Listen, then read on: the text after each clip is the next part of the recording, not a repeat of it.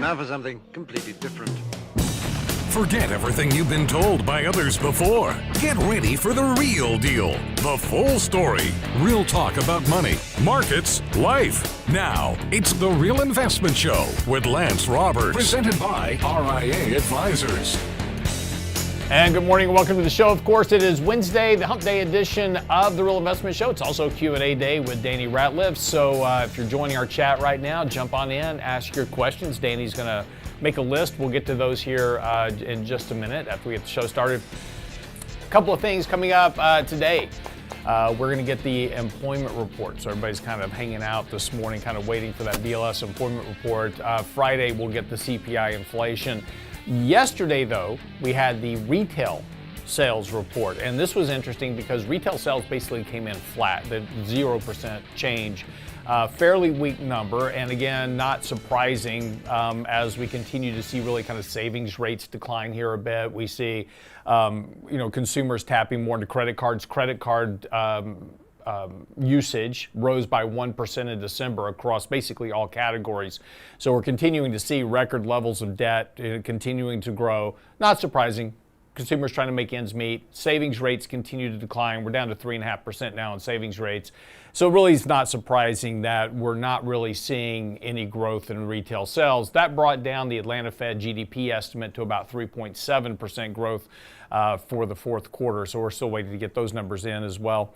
But the employment data will be important because we've seen a fairly weak spate of employment trends as of late.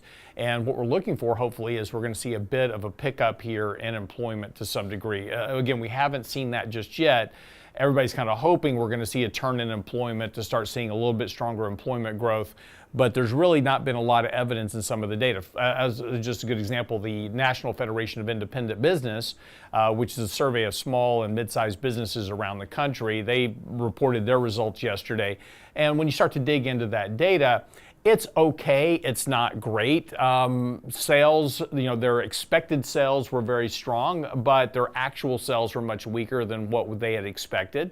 Also, to the employment expectations as kind of pulled back here a bit. And the differential between what they said they were going to hire and what they actually did hire was also quite different. And again, the overall employment trends of small to mid-sized businesses continues to be fairly weak. So again, we're kind of seeing that same kind of story through. So despite the fact we have these very strong economic expectations, we have this reflation trade, et cetera, not really seeing that much. And in fact, what's interesting right now is when you take a look at energy and industrials and materials and healthcare, which have been some of the strongest sectors of the market as of late, those have the weakest earnings growth relative to the S&P itself. The areas that have the stronger, kind of economic growth or earnings growth rates right now, technology, communication services, et cetera, those have been some of the weaker performing sectors. So it's kind of an interesting dichotomy of what's happening in the markets. We're chasing areas of the markets that really should be functioning better in a much stronger economic environment, yet the data really doesn't support that. So again, we'll see how this works out, but I think it's worth at least noting and kind of paying attention to. We kind of get swept up into these trades and these areas of the market doing well. That's working on momentum right now. That's pushing these prices. But again, the actual fundamental supports for a lot of these trades really aren't there. So again, we'll watch that.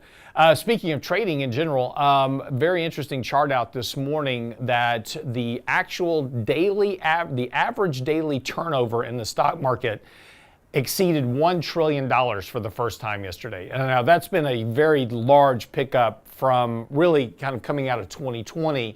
The average daily turnover in the market has been rising rather sharply and basically has doubled over the last 5 years as we've seen a whole lot more of this kind of retail speculation. People no longer really investing in markets long term. They're just trading markets more than anything else, kind of speculating. So we're starting to see a lot of that average daily turnover has been rising, but has risen very sharply. Last year in particular really started to accelerate, and then since the beginning of this year has continued to accelerate, again, eclipsing $1 trillion. So think about that, you're trading $1 trillion worth of assets every single day in U.S. markets. That's pretty incredible. And remember, there's got to be a buyer and seller on both sides of that transaction. Everybody thinks they're right. So there you go. All right, with that said, let's get into what you need to know before the bell this morning. markets kind of continue doing what they're doing. We rally, we kind of come down, we test support, we rally back up to near all-time highs. Sold off a little bit yesterday. This morning, futures are pointing up mildly this morning. We'll see kind of how this day works out. But again, as we talked about the last few days, this market just continues to consolidate here. Again, nothing really wrong. Just not really doing much either. It's been kind of boring, and we're seeing. But inside of this kind of sideways market, of course, are pockets of strength, as we just talked about. Energies, financials, those type of things are doing well. Value's been outperforming. Growth has been picking up here lately. So we're seeing this rotation within the markets, and that rotation is causing this kind of flatness within the markets. And again, once we can get the markets back onto a trend, then things should start to perform better. It's likely here with markets on a sell, we're trying to trigger a buy signal here. The odds are that we want to try to break out to the upside. We just haven't really been able to muster that momentum yet. Again, positions of buyers and sellers are sitting here within a very tight range. We get close to all-time highs. Sellers are showing up. Get here down towards support. Buyers are showing up. And that's just kind of the trend right now. And again, lots of internal rotation within the markets itself. Interestingly enough, at the same time we're watching this, talk about 10-year Treasury, yields have been falling very sharply for the last 5 days, getting decently oversold here on yields. So again, with yields back down to the 4.1% range, wouldn't be surprised to see this bounce back up towards 4.2%. Like the markets, we've just been stuck in kind of a trading range on yields. Again, that's where yields should be right now with inflation where it is at about 2%, economic growth running at about 2% on average. That's about 4%. So that gives you kind of where you should be trading on yields. So again, we just kind of remain in a range here, kind of waiting at this moment for kind of the next shoe to drop. We are in a sell signal for yields right now, just triggered that. So again, there is potential here for yields to go a bit lower, sitting on support right here at the 100-day moving average at 4.13%. But we could get down to this 4% range. That wouldn't be surprising either, particularly if we continue to see weaker economic data show up. Employment data today could help push yields lower if that number is extremely weak. Inflation data on Friday, if that is weak, could see yields push lower here.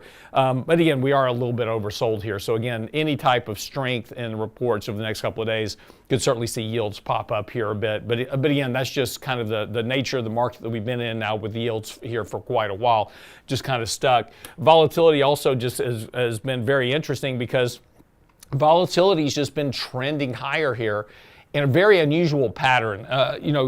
Volatility trends to normally just kind of trade sideways. If it does start to trend, it tends to trend up a little bit more sharply. This has been a very kind of unusual trend here with volatility. Has a lot to do with kind of market dynamics that we've seen over the last, really since the beginning of this year. But again, we see these little pops in volatility that immediately comes back down to this rising trend. But volatility is rising as we continue to see this kind of rolling turnover within the markets. Again, this has typically been a warning that you're about to get a spike in volatility, kind of like we've seen previously. When volatility does start to trend up, you typically get a spike in volatility. Trends up, you get a spike in volatility. We haven't really gotten that big spike in volatility, but this is normally kind of what you see before that kind of spike. In other words, a correction of 3 to 5% of the markets. Again, that's not going to be surprising. We're going to see that sometime this year anyway. But volatility's kind of been trending in that direction. So, when that spike happens, you will know that volatility was trying to tell you that was coming. So just, again, pay attention to risk in your portfolio. Anyway, that's what you need to know before the bell this morning. We'll pick up with your Q&A right after the break with Danny Ratliff.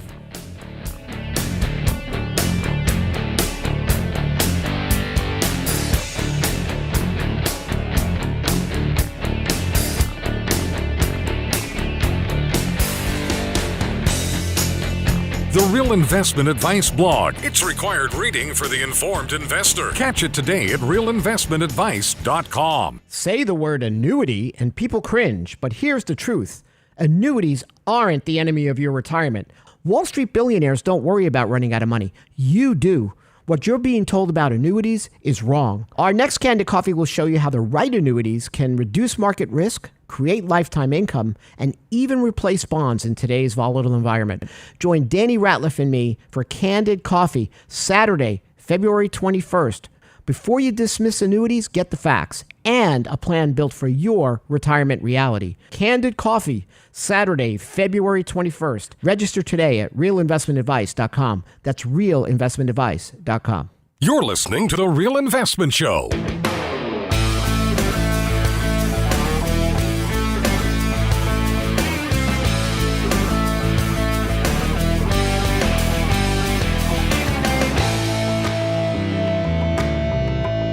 All right, welcome back to the show. All right, just have to change sets here. Got to get moved around the studio a little bit, so we have to have a quick little segue. Brent's going to start running Bugs Bunny cartoons in between the segue just for you guys. I think there's a copyright issue with that. Draw our own. There you go. Stick figures. Anyway, do some live Q&A with you this morning, as we always do here on Wednesdays. It's always happy. So if you're in our chat right now and got a question about anything at all, feel free to ask. And we'll try to monitor the chat as best we can and get to all your questions. So, Danny, you've already been kind of racking some up, so let's get started. I have it. This is actually a really good one. We've had a lot of questions lately on, how should I change my portfolio going into retirement? And I think that's always something that needs to be something that's fairly nimble. And the reason I say that is, especially in an environment right now where we look at PEs. I know Lance has talked about forward PEs, price earnings to growth, all the metrics that are things that are important. But we do have to be mindful of where things are currently. And so the biggest thing that we encounter going into a time like this is potentially sequence of return risk. But the question is, I have a 6 to 7% hurdle rate. How do I position my portfolio to meet and not take more risk than necessary? And I think that's a great question. Yeah, we've talked about that. We've talked about that quite a while. Yeah, and it's one though that I think it's always going to come up. And the one thing that I do see is a lot more often here recently, at least, is that people are saying, "Oh my gosh, I have to go straight to value or straight to dividend stocks," and they make it over concentrated in specific areas. So I think we need to talk about maybe breaking it back down on how do you actually achieve that return. And the one thing that I would say right now is that if your hurdle rate is 6 to 7%, you're not going to like this. It may be beneficial to delay retirement a bit. It may be beneficial to continue to save if you can. Well, it would be. And the reason I say that is just because of where things are. And, we look at PEs. And so, Lance, you like the Cape 5 or Cape 10, so cyclically adjusted. But in general, what that suggests, and it's a terrible short-term indicator, but it's a really good long-term indicator, is that we're going to have lower rates of return for a period of time. And so that doesn't mean tomorrow we're falling off a cliff. It doesn't mean that we're going to have some catastrophic decline. It could mean that we have a time correction. We are lower for longer. It could mean that we do have that bigger decline. But at some point, we also need to think about, it's probably not a set it and forget it strategy at the moment because of where things are. If this were 2010, PEs were at 10 at that time? Right. We have a pretty good argument. Hey, put it in. You've got the wind at your back. But unfortunately, for many of us, we don't have the ability or the luxury of timing this, right? In that sense. Right. We may, if somebody's sick, we need to retire. We're no longer needed at work, or we're just done. And while it's been great, it may not always be the case. Well, and the other problem so first of all, I've gone through the math with you before on the show, and I can do it again real quick. How do I build a portfolio that generates 6% a year? It's not hard. Take 50% of your portfolio, put it into 4% yielding treasury bonds. That lowers your volatility, lowers your risk. Bonds mature at face value, so you have no principal risk. 4% divided by 2, that's 50% of your portfolio. And again, this is just simple math. You can do the math yourself. But 50% divided by 2 gets you a 2% return. So day one, I've already got 2% of my 6 already done for the year. The other 50% I put in dividend yielding stocks where I can generate an average dividend yield of, say, 2%. Let's push it. Let's say 3%. I do some selective picks. I buy some ExxonMobils, those type of things. I get 3%. So anyway, 3% dividend yield, 50% of my portfolio, there's 1.5. So now I've got 3.5 of my 6 already done. So all I've got to do is now generate roughly about 4.5% growth in my equity side of my portfolio to generate the balance and get to my 6% annual rate of return. That's not hard, right? That's what we do with our portfolios here. You look at our flagship model, that we run here, our 60/40 benchmark allocation fund. that's exactly its job, is to generate these 5, 6, 7% rates of return that Danny needs for his clients, and Richard needs for his clients, and John Penn needs for his clients, that to hit their hurdle rates of 6 to 7%. That's not hard. The hard part is the psychology, because as soon as markets are up 16% for the year, you're like, well, I need more equity risk. Who wants bonds? Bonds aren't doing anything, just sitting there paying an interest income stream. Who wants that nonsense? I need all equity risk. So your psychology overrides your logicality. Is that actually a word? It is now. But your logicality. But that it overrides your logic, and then your behavior drives you to take all these, more extreme volatility risk. Oh, I need to put more money into this, or I need to put a lot more money into this over here because that's really working right now. I need to chase this. So you start breaking all of your financial goals and your financial strategy. This is why, as we've talked about on the show before, this is why it's so very important that you have an investment policy statement written down on your desk that you can look at every day. So when you start getting yourself pulled into some directions, like, oh, I need to invest in this over here because it's look at that, it's just going gangbusters. I need more of that in my portfolio. You go back and look at that investment policy statement and make sure you adhere to what your financial plan is, because that investment policy statement, that investment strategy statement that dictates the rules, the policies, all those type of things that you do that drives your portfolio on a daily basis, keeps you on track so you survive the long term. Yeah, are there going to be assets you're going to miss out on? Absolutely. Are there going to be years where you underperform the S&P? Absolutely. Are there going to be years that you grossly outperform the S&P? Absolutely. Generally, that's during a market downturn. But over time, you survive the long game and get your end goal of generating that 6% annual rate of return that you need every single year for the most part. There's going to be years that you don't, years you do better, but you're going to average out that 6% rate of return over time and get to your goal. Yeah, and I think that it's important to also have a buffer. So have funds available. So if the markets are down, you're not pulling from them. If you're going to kind of ride it out, you need to make sure that while you're experiencing that downturn, and even if you are doing active management, you're likely still going to be down. If you're not, and you're always timing it perfect, you should probably be managing funds. But in general, when we think about that, you want to have at least probably a 2-year buffer in cash alternatives. That way you have something that's a steady flow. It's going to be safe and preserved. You can draw down from, or, we had a lot of people who had permanent life insurance policies back in 2008 that were doing exactly that, taking distributions from their cash value. So there are other ways that you can utilize other assets to potentially meet those income needs while you're letting your portfolio come back in times of volatility. But Lance, you mentioned something that was super important.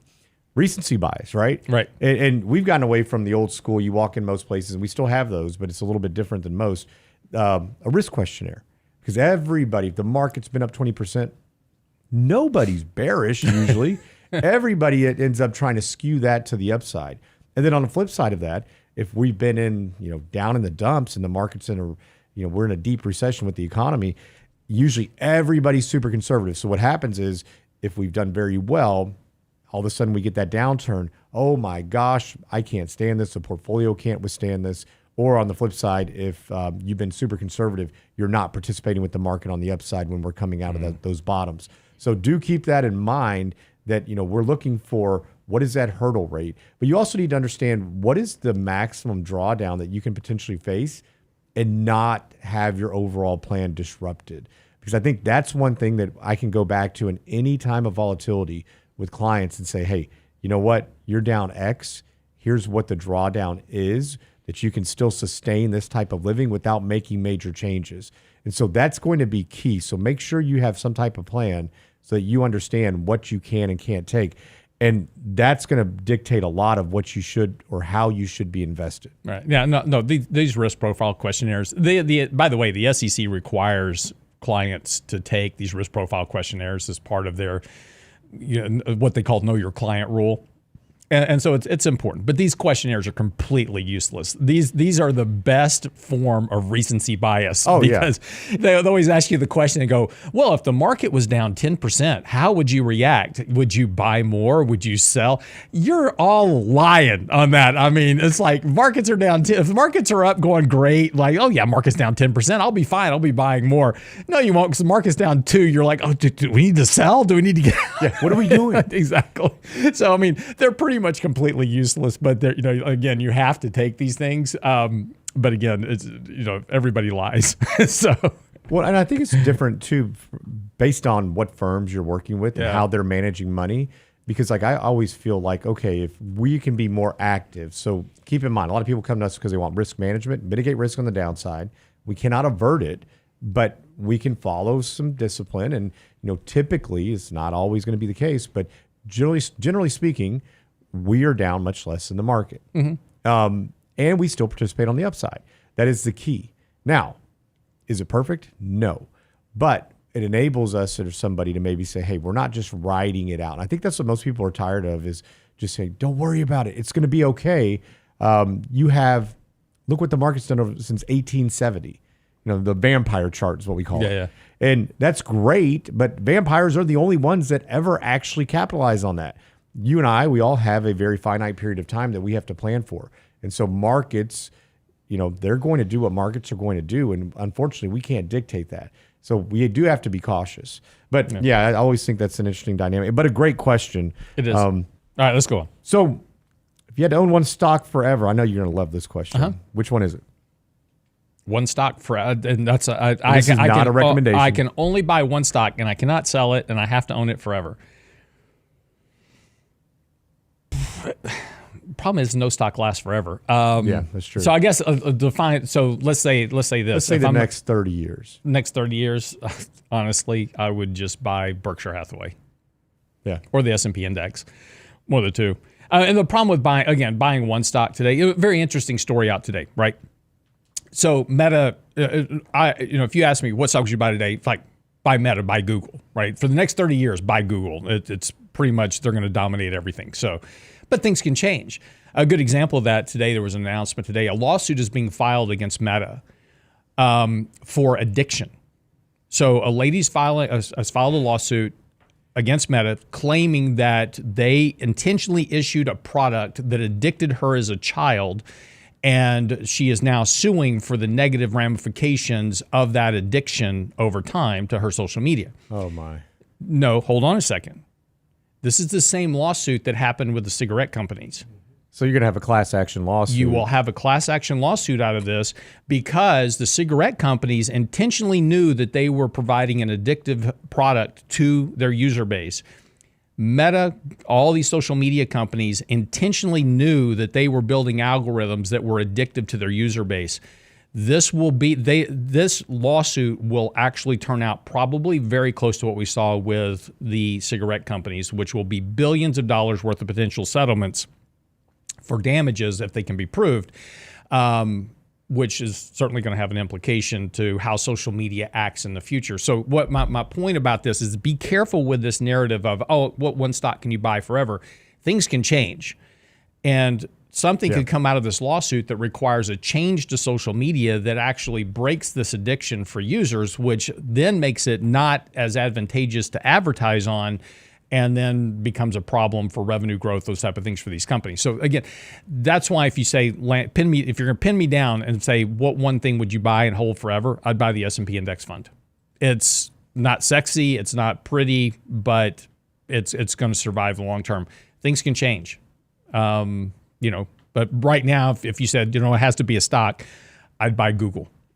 So for now, but again, but that could change 30 years tomorrow. It could. I mean, regulations, some other type of thing comes along, it can change. That's why it's a very, very hard. But again, that's also why, my alternative would be Berkshire Hathaway, because it's a diversified holding company of other companies that will likely survive regardless. So again, they're kind of, there you go. Okay. Keep in mind, don't run out. That's not a recommendation. Yeah, not a recommendation. That's for fun, entertainment. Exactly. Entertainment purposes only. I would not buy and hold one stock planning to hold it forever. So yeah, I may wind up holding stocks I own forever, but I don't plan on it.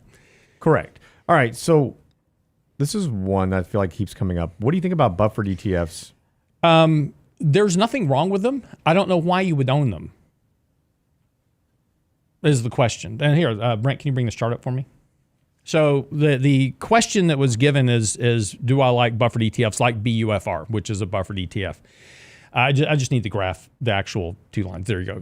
If you can zoom in on just the middle section. So the black line is the S&P 500 and the red line is the buffer ETF. I get, so yes, in downturns in the markets, the buffered ETF won't go down as much as the market, although it did on a performance basis, point for point, back in 2023. But it didn't go down as much during the April sell-off that we just saw, but you give up a tremendous amount of performance. And so whenever you look at these things, and there's a lot of these things that have been running or created lately, these use options internally to make them work. So whenever you have options inside of a application of whatever it is, right, some type of portfolio structure, whatever, you have the option roll and the decay of premium, which is going to reduce your returns over time. A lot of people are buying these, are going, oh yeah, but I get a 12% dividend. This includes that performance includes the dividend, by the way. You give to get that dividend. That distribution of that dividend, you are giving up on performance for that. So yeah, you may get the 12%, but you would just be better off buying an S&P index fund. So again, I mean, I don't have any, there's nothing wrong with them. If you're wanting to buy a buffered ETF, and there's your kind of key term, right? Buffered ETF. If it's buffered, you're giving up performance. Right? It's like saying, I want S&P returns, but I'm going to have a 60-40 allocation because I want to buffer myself against volatility. You're going to give up returns. You can't have the return of the index and have conservation. So again, nothing wrong with them at all. I don't use them because I build the buffer myself within my portfolios and based on what my goals are. And if I'm trying to build a benchmark return fund, I'm not going to use a buffer inside of that if I'm trying to match a particular benchmark.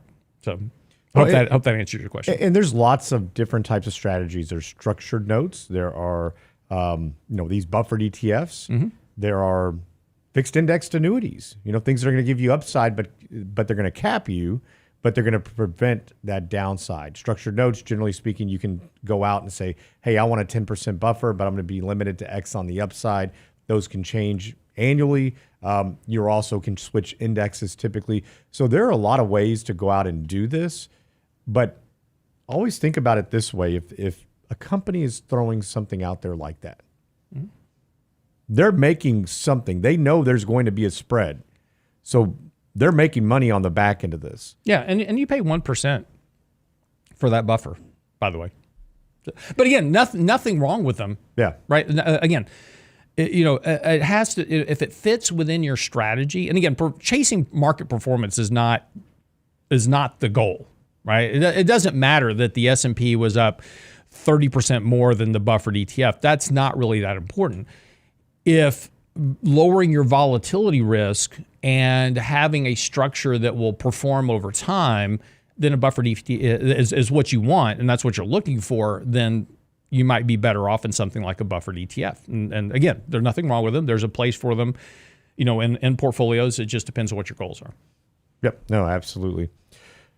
All right. So we have somebody's daughter watching for the first time. Mm-hmm. Thank you very much. We're glad that you are here. I'll behave. Oh, great. So explain the inverse relationship between yields and interest rates. And I think this is one that a lot of times a lot of people struggle with. And really, when we think about it, if you just take a U.S. Treasury, call it 4%, if yields are going up, all of a sudden your Treasury becomes less enticing.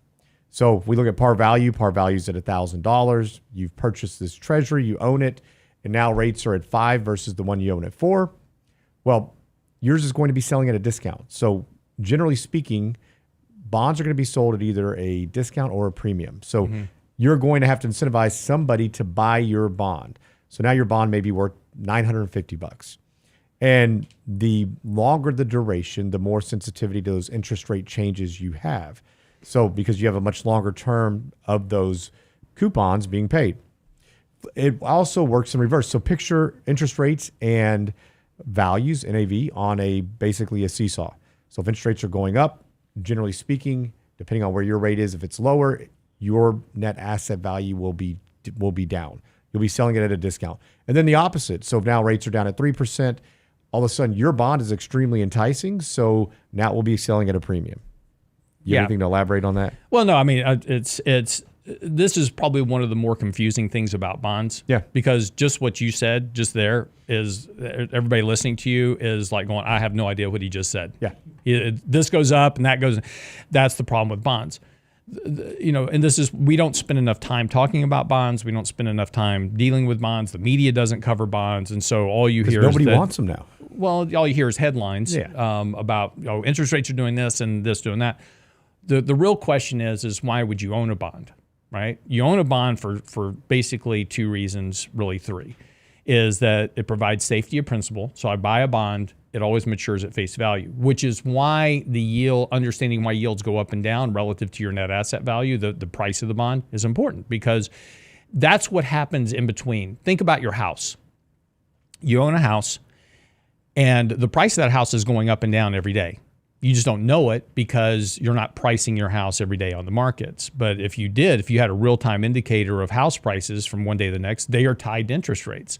As interest rates go up, the value of your house goes down. And if you could track the price of your house every day, you would see it moving up and down. It doesn't matter that the price of your house moves up and down every day because you're not going to sell it. You're living in your house.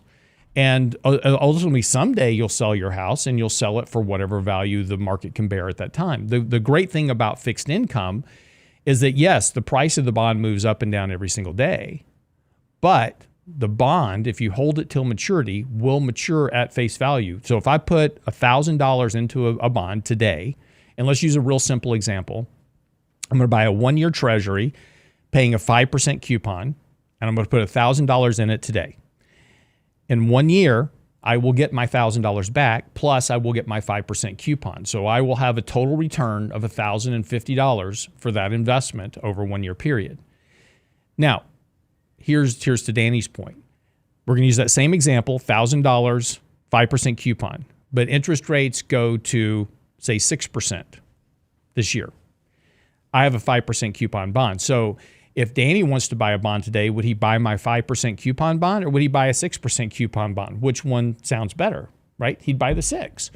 So in order for Danny to buy, but I want to sell my bond at 5% to Danny. So in order for Danny to buy my bond and get a 6% yield, I've got to lower my price by $50. So I've got to sell my bond to him for $950 so that when his bond matures, his 5% coupon bond matures at face value, he'll take his $950 will now become $1,000 at maturity, plus he'll get his coupon at the interest. So his 5% coupon, so it'll net out to be his 6% return. And I'm not sure if that math is exactly right, so don't yell at me in chat. I'm doing it off the top of my head. But the point is that the price of my bond will go down to match the current interest rate environment. That's all that's happening. But if I just hold it to maturity, none of that matters. And this is why owning fixed income inside of a portfolio is so important, because it lowers your volatility risk, has high liquidity. I can sell my bonds at any time. They provide an income stream. And at the end of the day, they all mature at face value. So I have that preservation of capital function already built into the portfolio. So again, there's, great question. It's complicated, but once you can understand just that interest rates and the price of the bond are inversely correlated. In other words, if one goes up, the other goes down. And just understand that's just the market pricing to adjust yields to whatever the current yield structure is in the market. Once you can understand that, bonds are actually very easy. And then you can understand how they fit within your portfolio. But it's a great question. Yeah, and I think the difference is not everybody holds those to maturity. I mean, I have clients that 20 years ago were buying bonds, 30-year bonds, that said, you know what, this will keep up with what I need. It's already more than what my hurdle rate is. I'm going to go buy these bonds and I'll hold them. I don't care what the statement says. They're good, solid bonds. They're going to be there forever. And they still feel comfortable to this day. Now, there are many others that want to trade them based on where interest rates are. And that can be a great strategy too. We just have to be careful where, a lot of times we think the market's going to do one thing and they don't always end up that way. So next question, metals selling today? Taking profits? We've already taken profits. We took profits in them a while back. I would be careful. They're going to rally. I mean, you're going to get a bounce off this recent sell. Need to be careful here. We talked about this the other day. Just lots of people. There's a lot of trap longs. People that were buying it, kind of on the melt up into the stratosphere. They're now trapped in their position, and when they get back to even, they're going to take an exit. So again, you might want to just be careful.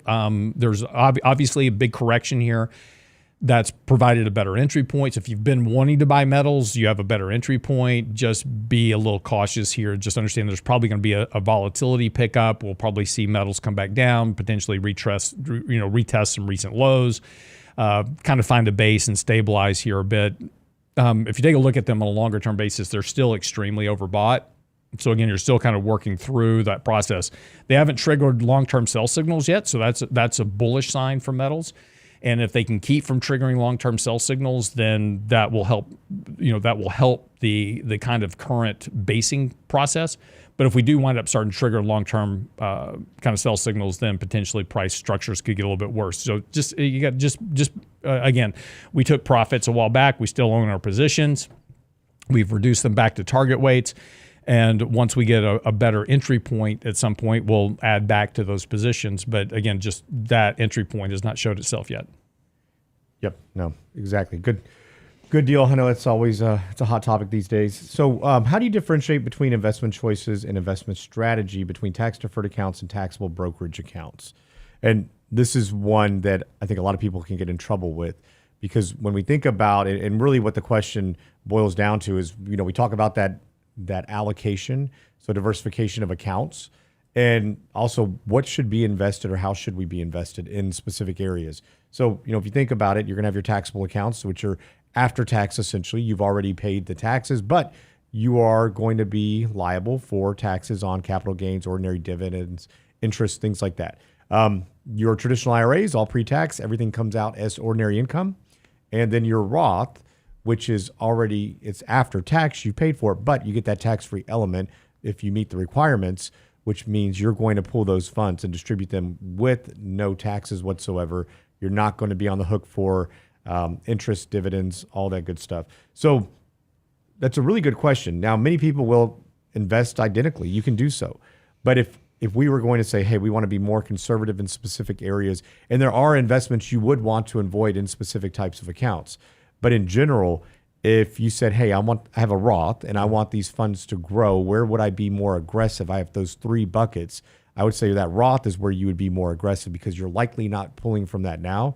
We're preparing for future potential of higher taxes, legacy intent, if you're going to give funds to kids or a charity. All these funds are going to be much more tax friendly in that Roth, and you want that growth inside of that. Whereas the traditional IRA, we are just compounding more and more, and essentially what's going to happen is that account continues to grow. I mean, we have clients we've done conversions for and been very aggressive, and they're like, man, we're back to where we were. Mm-hmm. We have that same dollar amount, and I'm on the hook again.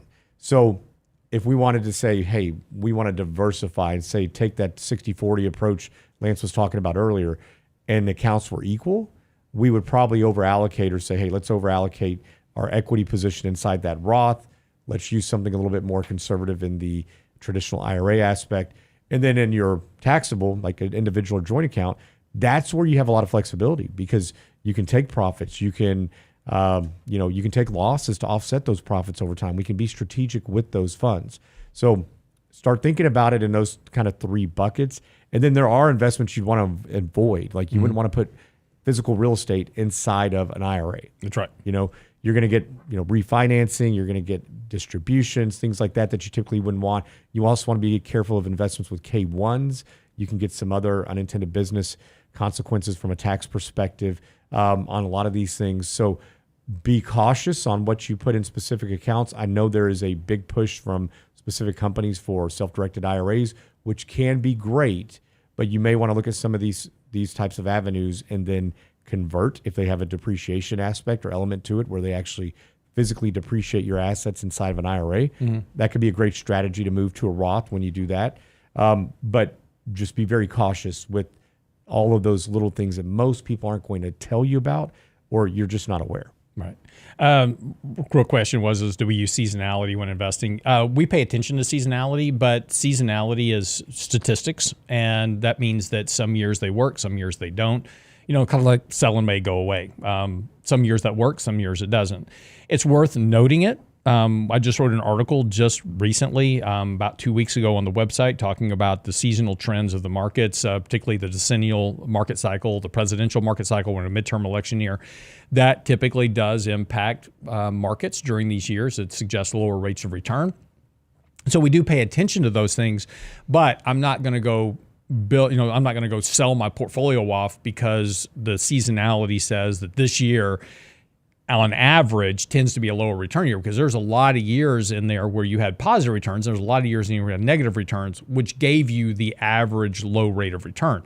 So again, it's important to understand them. It's important to pay attention to them. They do happen. These seasonal cycles do occur. And there's reasons that they do, and there's reasons that they occur. There's things that happen like midterm elections, those type of things disrupt markets. But again, I would not base my portfolio management on that seasonality. You pay attention to it, you factor it into your portfolio management, but you don't make decisions based off of it. Hope that makes sense. Yeah, so right now, obviously with the dollar declining a bit, there's been concerns over, especially, so one question was, I'm a European trader, have assets here in the US, but struggling with that foreign currency exchange. Yeah. And I think that's a struggle on both sides of the pond that a lot of people are dealing with. No, the weakness in the dollar of last year is why emerging markets and international markets are doing better, because of the dollar currency exchange rate. So again, when you buy assets, you buy them in dollars, and if you're investing in a foreign currency, you also have to offset that exchange risk that's going on. So as a foreign investor, I'm like, hey, I'm not going to invest in the U.S. because the dollar's weakening. I'll invest domestically where I get the pickup on the strength of my currency relative to the U.S. And that's the same thing that's been going on with gold and silver and everything else also too, is because of that dollar exchange rate. So the thing you want to pay attention to there is that we are getting in a position both on shorts as well as oversold conditions on the dollar, that we're getting set up here for a dollar rally, and that could reverse a lot of these trades. And in fact, I just posted, let me see if I can find this real quick. I just posted a chart this morning on X just to this point. Hold on one second. Let me see if I can find this real fast. Talking about international, yeah, here it is right here. So this chart is the U.S. versus the rest of the world. And what this shows you is, and when Brent gets this up, so the blue kind of pyramids at the bottom, that's when the U.S. is outperforming the rest of the world. The gold pyramids is when the rest of the world is outperforming the U.S. We're currently right now at a period where the rest of the world has been outperforming the U.S. for 49 weeks straight. That's one of the longer periods on the market. There were two other kind of previous periods that were a bit longer, but that was during a secular bear market in U.S. stocks. We are not in a secular bear market in U.S. stocks, where during secular bull markets of U.S. stocks, those outperformance periods tend to be shorter, and then the dollar rallies and you get a move back into U.S. assets. We're just in a rotation right now within the markets between international and U.S. markets. Unless you can make the case we're moving into a secular bear market, that outperformance is likely going to transition back to the U.S. Why? Because if you take a look at the most important factor is earnings growth, which is by far and away the vast majority of earnings growth is being generated out of the U.S. markets. And so at the end of the day, it's going to come back to who's generating earnings and who's generating the most of those earnings, and that's back in the U.S. So once the dollar starts to rally, that's going to start to drag assets back into U.S. equities, and then that's also going to further strengthen the dollar because you have the inflows into the U.S. So but for right now, I absolutely agree with you that, you have to struggle with that. And if you're a foreign investor having to invest in the U.S., you've got to hedge your portfolio against that dollar for at least now. Yeah, so kind of piggybacking on the question on bonds, so bond ETFs versus individual bonds, I think that's a question that a lot of people may struggle with, in the sense of, how do you actually go out and invest in individual bonds? I hear that often. Mm-hmm. They're not comfortable or have not done so when they go on their platform to invest in. It's not as easy as per se a stock, but you have to do your fundamental work. Yeah. Bonds are all about fundamentals. It is about earnings. We're talking about corporate bonds, not treasury bonds. When you're buying a corporate bond, you need to do your homework. You need to understand cash flows. You need to understand free cash flow. You need to understand, kind of their balance sheet, net income statements, debt to equity, those type of things, because all those things are going to factor in to the credit quality of whatever bond you're buying. So don't just go, the mistake that people make is they go, oh, I bought this bond because it's BBB rated, but they have no idea why they bought it. It's just, oh, it's BBB, so I bought it and had a good yield on it. Yields are very much tied to the credit quality of the underlying issuer. But there's also a issue right now, as a good example, is that yields on BBB bonds, as an example, you're not being paid enough for the credit risk you're taking because of where the markets are right now. You're not being paid enough to buy a BBB bond over just buying a U.S. Treasury at 4.1%. So right now, I would just buy U.S. Treasuries. Now, if you can do the fundamental homework and really understand what you're buying, then you can buy corporate bonds or municipal bonds. But again, you're just not being paid for that risk to take that. And so what people wind up doing is they start reaching out on the risk curve and they start buying BB and single B bonds to try to get higher yields. But you're taking an increasing amount of credit risk, default risk, to do that. And you're not really getting paid for that either, right? So just yield is a function of the risk of loss that you're taking on. So be careful. I see a lot of investors buying bonds just to take. Oh, I bought this 8% bond. Be really careful with that. If you're getting paid twice what the ongoing risk-free rate in the market is, which is the U.S. Treasury, that's a risk. So just be careful. Yeah, and then think about if you're buying the individual bond versus the ETF and going back to a very safe or even a treasury bond or corporate, is that those ETFs are going to go on in perpetuity. So they're going to be a basket of those ETFs. Something will always be maturing. So that yield will begin to decline over time if we're in an environment where interest rates are going down. So as something matures, they have to go back out and buy a new one. Whereas if you own the individual bond, you have that yield locked in. Now you're still getting that appreciation if rates are dropping because of that duration element to it. But there's times that I can make a very good argument for the individual bonds. There's also times, or even maybe segments or sectors, kind of the way we look at it, and duration that we would say, hey, let's go buy the ETF here. Let's go buy individual bonds over here. Yeah. So we can be pretty flexible when it comes to that. Pros and cons of high yield savings. I mean, this is pretty basic, I think, in general. Not a bad question, but be cautious. You want to make sure you're FDIC insured if you're using high yield savings. Rates are generally speaking in line or typically maybe a little bit under what you would get in a money market. Be careful, the money markets are not FDIC insured. And I would certainly look at one at the moment, going back to what Lance alluded to a moment ago on spreads. Just go find one that has government agency or treasury holdings. And I think you're going to be just as good for the most part. But you're skipping out on an FDIC insurance. Better than your general checking or savings account at any big bank, that's for sure. So if you have funds to put aside, use that to your advantage. Most of these places aren't paying you to keep their money. So in general, I think that's not a bad place to go. We are, Lance, you'll love this question here in just a minute. I'm trying to find you guys. You've got a lot of them in here. I'm trying to get to most of them. So most active managers underperform the index over longer periods, and the small minority that outperforms rarely does so consistently. Do you beat the market consistently over the long term? And I think this goes back to the first question of the day. This is a huge fallacy. Yeah. Huge fallacy. Okay. So the way these analyses are done, they say, 80% of fund managers underperformed their index last year, right? Whatever. And every year, so such and such percentage of companies underperform their index. Well, they're measuring it year by year. And then another big fallacy is looking at returns of fund managers over 1, 3, 5, and 10 years. Horrible way to analyze fund performance because it depends. There's a lot of factors that can happen in between, say, 5 and 10 years. Right. If there's happens to be a bear market in year 7, has a huge performance issue. If you invest in a fund, so I do this analysis all the time. I've written articles about buy and hold investing and these type of things and these types of fallacies that are put out there. But if you buy a good quality mutual fund manager. There's a few you can think of on the top of your head. The Magellan Fund, Peter Lynch, Sequoia Fund, Berkshire Hathaway. It's a fund, right? Does Berkshire Hathaway outperform the S&P 500 every single year? No. He crushed it with a 6 million % return over the life of the fund. So when you're looking at a fund, you don't look at, well, it didn't beat the market last year. Who cares? How do they do over time? Are they creating returns for you over time?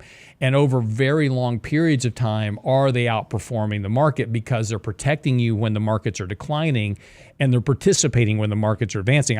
We've done this in the way that we run our funds is that we run our funds, and again, we don't run mutual funds. We actually manage portfolios for individual clients. But the way we run our portfolios is we base them on an 80-20 rule, right? Our goal is to capture 80% of the upside, which means that we'll never beat the market in theory on any given year. And that's not our goal. Our goal is not to beat the market every single year. We're actually just trying to get 80% of the upside.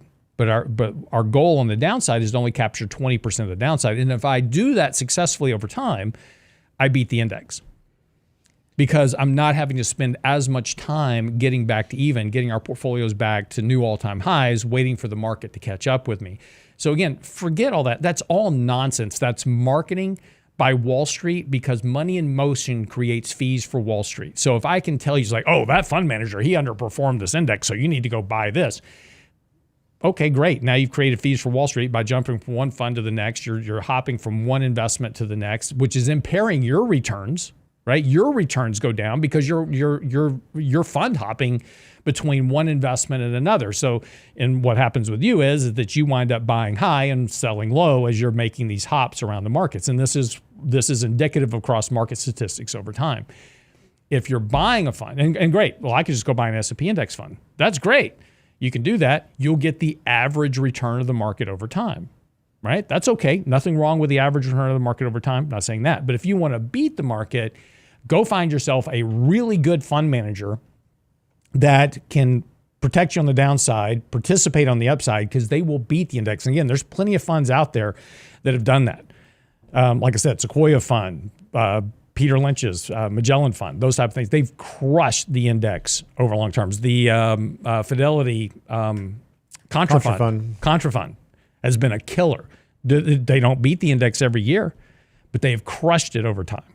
So again, just be careful with marketing nonsense. Well, but also keep in mind, going back to that first question we had today, what is your hurdle rate? What do you need to achieve? And if you begin to start to dissect your portfolio, like, yeah, our equities they outperform the S&P 500. That's not going to happen each and every year. But as a whole, our biggest concern is, are our clients on track? Now, we want to do a great job on money management. We want to do all we can to get all the upside, right? But we also we don't want to take too much risk either. So, a lot of you guys out here who are trading, you're looking for home runs and grand slams each and every day. We're looking for doubles and singles and triples. And if we can get one or two of those really big ones, great. But we don't want to do so at the expense of the risk element, where it derails somebody. And so that is the thing that, as a fiduciary, the things that we are watching on a regular basis, and then bringing that down and saying, okay, what is it that you need to achieve to make all of your goals work? And then how do we do it most tax efficiently? How do we make sure that you have that legacy intent and all the things that occur? Our goal is to grow and protect in the best way that we can. So keeping up to speed with new legislation, laws, things of that nature, to make sure that you can use those to your advantage. But yeah, great question, but one that always gets everybody fired up. I think. No. So I had one question here too. Is like, I think the hardest aspect of researching companies, even industries, is defining magnitude and modeling growth in companies. That's very subjective. It's not hard. And again, this is where you have to dig into K1 reports, Q1, your quarterly reports as well, your annual reports for these companies. Look at their long-term track record of kind of how they've been growing earnings, then extrapolating that out into the future, and you can then make some assumptions. And this is the whole thing about markets, is we're all making assumptions about the future. So modeling out the future is just trying to base your assumptions about your future projections on some form of reality. And again, historically, if a company's growing at 10 or 15% a year on a steady basis over the last 10, 20 years, they're probably going to continue to do that for some period of time. Now, you can discount that if you want to be more conservative and say, okay, well, what does it look like on a valuation basis if they only grow at half the rate that they're growing? NVIDIA is a really good case of this. We talked about this just recently on the show. It's like saying, look, here's a company that trades at a PEC ratio of 0.5, so price to earnings growth of 0.5. If their earnings growth gets cut in half, they're at a price to earnings growth of 1. It's still cheap on a valuation basis because of that. And I can cut the earnings growth in half and still model that out over time and see what that looks like on a valuation basis and potential forward return basis. So it's not complicated. It's just a function that you're just going to have to start modeling out historicals and then start to apply a discounted rate of growth in the future based on what your expectations are. But this is what everybody does, right? I mean, this is how analysts do it. Everybody does it. It's all assumptions. Everybody's guessing at a future, and nobody knows what the future is going to be. Yeah. I have a good one. I think my dad's on here. Says, is AI going to take our job? Yes, done. It's already over. So you might as well just give it up and just. I was actually listening to a guy the other day, and he said that he was like, UBI in the future, universal basic income in the future, is a guaranteed fact because nobody's going to be working. AI is going to take everybody's jobs, and between AI and robots, nobody will be working. Because once you can get AI into robots, they can do potentially any job you want, right? So that's his view, is that we're going to be a world, it's going to be a dystopian world in the future where we're all living on UBI and we all have nothing to do except talk to our robots. That sounds awful. I mean, it really does. Like, we love what we do. This is great. We get to interact with lots of different people. I'm not saying I agree with that view. No, that's just the view, is that we're headed that way. I think there's been books written on this. And movies made. Go watch iRobot this weekend. That's the future. So we'll see. Anyway, all right. Hey guys, thank y'all so much for all the questions this morning. We appreciate it very much. Be back here tomorrow with Michael Leibowitz, and then of course we will kind of see how the employment report looks today. We'll talk about that tomorrow, and then we'll have the CPI report on Friday. So anyway, thanks for joining the show today. We appreciate it very much, and we'll see you back here next time. Be sure and get and like and subscribe to the channel. Give us that thumbs up. Helps us a lot grow our channel so we can reach more people just like you. Give us that like on X as well. If you're watching us on X this morning, will certainly help us also. Thank you very much. We'll see you back here tomorrow for the next edition of The Real Investment Show.